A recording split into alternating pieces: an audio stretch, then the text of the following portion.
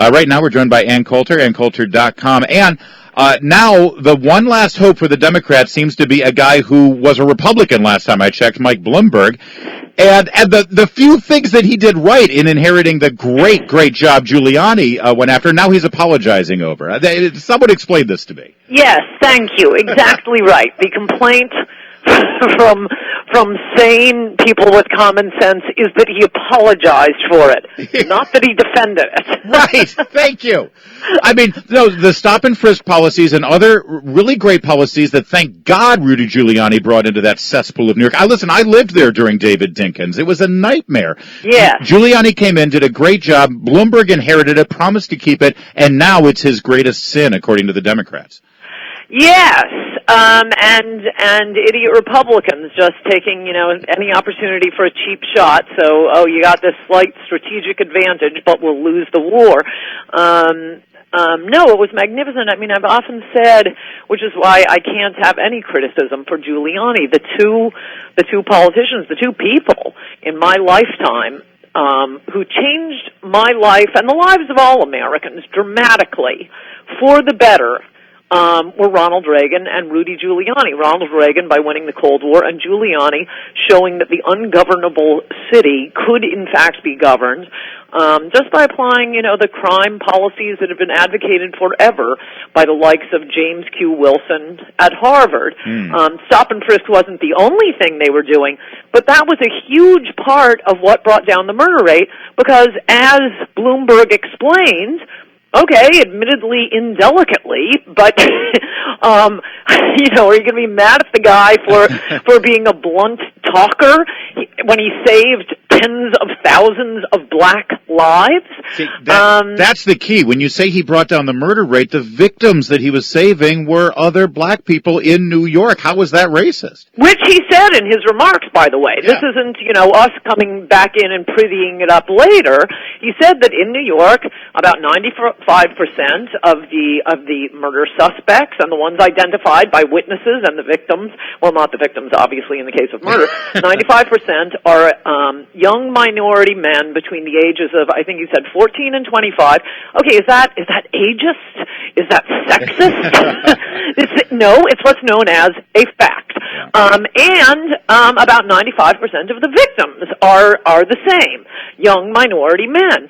The stop and frisk, like I say, that was part of the CompStat, the computer programs where you just pour the police into. They have, moment by moment, where crimes are occurring, where crimes are being reported, and if there's a high crime, when there's a flash zone, they flood the zone with cops. That, thank God, and I'm not taking the Lord's name in vain, I mean it. Yes. The New York City police has continued, so things aren't as bad as you would think they would get once you drop things like stop and frisk. But the way stop and frisk worked, and the way it brings down murder, as Bloomberg explained, by the way, again bluntly, was it was Giuliani's police stopping kids for turnstile jumping.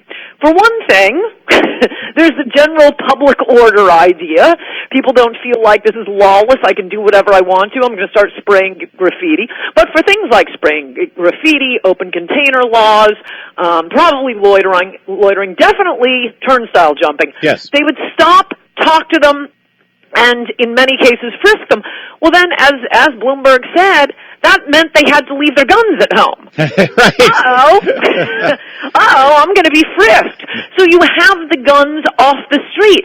That's why the murder rate went down stunningly, from more than 2,000 a year after year after year, under Mayor Koch, under Mayor Dinkins, went up under Dinkins. There were little dips here and there, but it was pretty steady at 2,000 plus per year.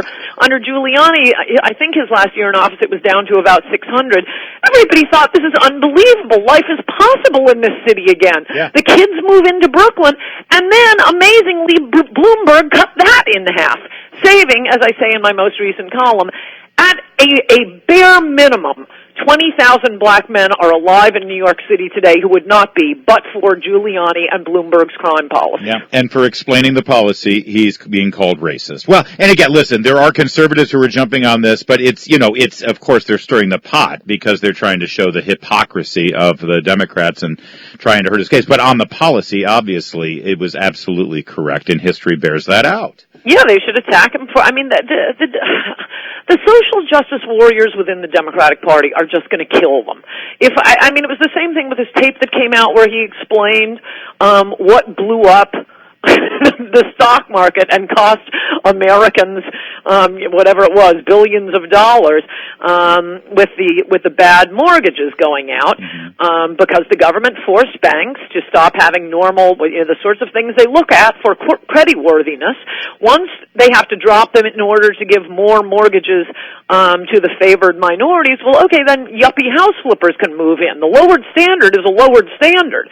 And the housing market suddenly it goes down. That works as long as housing prices go up forever. As long as there's no such thing as gravity.